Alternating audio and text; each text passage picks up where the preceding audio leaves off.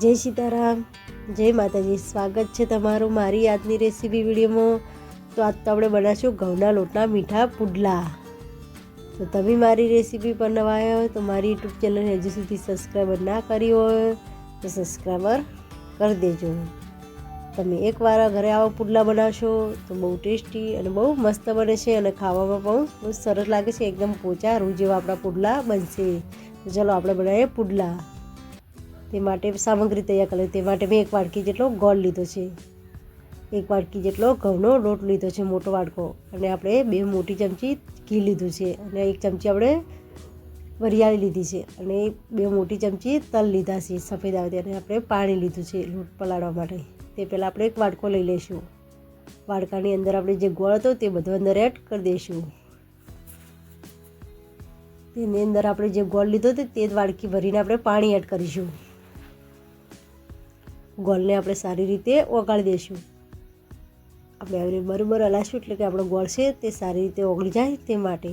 તો જો આપણો ગોળ સરસ ઓગળીને તૈયાર થઈ જશે. હવે તેને આપણે એક તપેલીની અંદર ગાળણીની મદદથી ગાળી લઈશું. તે માટે આપણે એક ગળણી લઈ લઈશું. તેની અંદર આપણે પાણી બધું છે તે તપેલીની અંદર ગાળી લઈશું, કેમ કે તેની અંદર કચરો હોય તે બધું નીકળી જાય તે માટે. જો આપણે વધારાનો કચરો બધો નીકળી જશે ને આપણું પાણી પણ સરસ ગળાઈને તૈયાર થઈ જશે. તેની અંદર આપણે તલ એડ કરીશું. હવે આપણે વરિયાળી એડ કરીશું. હવે આપણે લોટને પહેલાં ચાળી લઈશું. હંમેશા આપણે કોઈ બી લોટ લો તો લોટને પહેલાં ચાળીને લેવાનો, કે તેની અંદર જે વધારાનો કચરો હોય તે બધું નીકળી જાય તે માટે. જો આપણો લોટ ચાળીને તૈયાર થઈ જશે તેને આપણે બધો લોટ હવે તપેલીની અંદર એડ કરી દઈશું. આપણે આવી રીતે થોડું થોડું કરીને બધો લોટ અંદર એડ કરી દઈશું.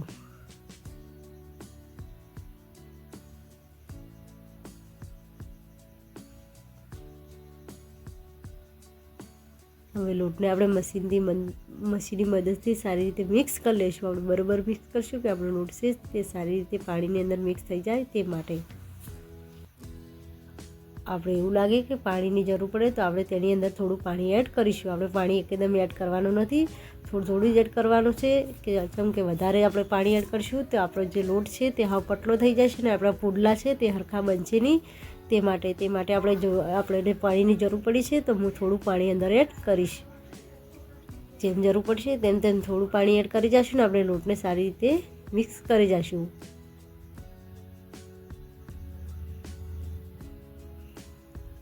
આપણે પુડલાના લોટના છે ને બહુ ઢીલો નહીં કે બહુ કાઠો નહીં, આપણે માપસરનો આવો લોટ રાખવાનો છે. તો જો આપણો પુડલાનો લોટ સરસ બનીને તૈયાર થઈ જશે તે માટે આપણે એક તવો લઈ લીધો. તવાને આપણે ગરમ કરી દીધો છે. ગેસને આપણે મીડિયમ સાઈડ રાખીશું. આપણે ફૂલ ગેસ રાખવાનો નથી. આપણે ફૂલ ગેસ રાખીશું તો આપણા પુડલા છે તે દાજી જશે. તે માટે આપણે આવી રીતે મીડિયમ ગેસ ઉપર રાખીને હવે આપણે 1 ચમચો જેટલું આપણે જે લોટ પલાળે દો તે આવી રીતે નાખી જઈશું અને પુડલાને સારી રીતે ગોળ કરી લઈશું.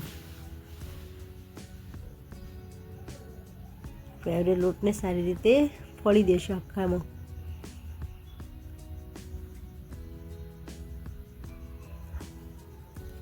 અમે નાના માપસરના પુડલા બનાવે, તમે ગમે તેટલા મોટા બનાવવા હોય તો પણ બનાવી શકો છો.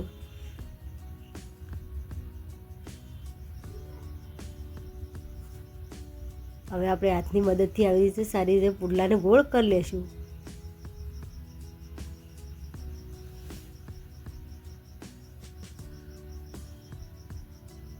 હવે તેની સાઈડમાં આપણે ઘી એડ કરીશું. આવી રીતે આપણે ફરતું ઘી વેડીશું અને થોડું આપણે વચ્ચે ઘી એડ કરીશું પુડલાની અંદર. તો જો આપણો પુડલાની અંદર નીચે ઘી જશે તો તરત આપણા પુડલા છે તે તરત ફેરવતે ફાવશે. તે માટે આવી રીતે આપણે સાઈડમાં ઘી વેડી દેવાનું.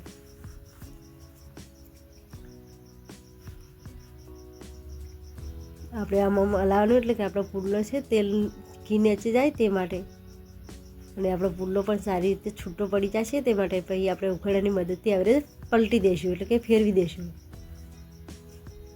આપણે એવું લાગે કે વળી જશે તો આપણે પુડલાને આવી રીતે પકડીને હરખો કરી દેવાનો, અને પુડલાને આપણે આવી રીતે દબાતા રહેવાનું એટલે કે આપણો પુડલો છે નીચે સારી રીતે ચડી જાય તે માટે. આપણે આવી રીતે ફોરા ફોરા હાથે આવી રીતે દબાતા રહેવાનું છે. તેને આપણે ફરીથી પલટી દેવું. આપણો પુલ્લો વળી જાય તો આપણે આવી રીતે હાથની મદદથી હરખો કરી દઈશું ને ઉખેડાની મદદથી આવી રીતે દબાતા રહીશું, એટલે કે આપણો પુલ્લો છે નીચે સારી રીતે શેકાઈ જાય તે માટે.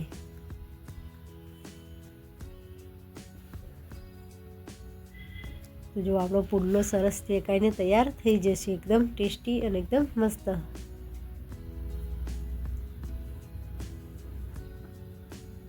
તમે આવા પુડલા બનાવશો એકદમ રૂ જેવા પોચા આપણા પુડલા બનીને તૈયાર થઈ જશે. જો આપણા પુડલા સરસ એકદમ પોચા રૂ જેવા બનીને તૈયાર થઈ જશે. તો તમને મારી આ પુડલાની રેસીપી ગમી હોય તો મારી ચેનલને લાઈક કરજો, શેર કરજો અને સબસ્ક્રાઈબ કરજો. તમારા માટે નવી નવી રેસીપી અમે લાવતા રહીશું. મળીશું આપણે નવા રેસીપીમાં. જય સીતારામ, જય માતાજી.